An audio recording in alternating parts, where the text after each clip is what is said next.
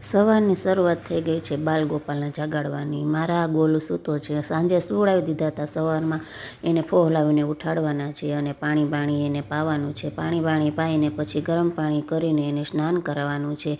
અત્યારે શિયાળો છે એટલે હું ગરમ પાણીથી સ્નાન કરાવું છું અને પછી વસ્ત્ર પહેરાવી અને સ્વસ્થ, અને અત્યારે શિયાળો છે એટલે ગરમ વસ્ત્ર પહેરાવું છું અને પછી હવે એને તિલક કરવાનું છે અને હું પણ તિલક કરી લઈશ. પૂજાપાઠ કરીએ એટલે આપણે તિલક કરવું જોઈએ. તિલક વગર બધું અધૂરું છે. અને પછી ગોલુને અત્તરની સેવા દેવાની છે.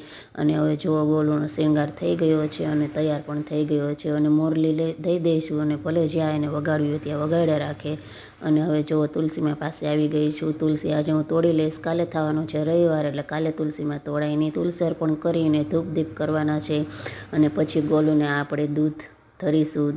દૂધ એને પીવરાવી અને પછી એને આપણે રમાડીશું ઘડીક. અને ચાલો, મારો વિડીયો ગમે તો લાઈક, શેર ને સબસ્ક્રાઈબ.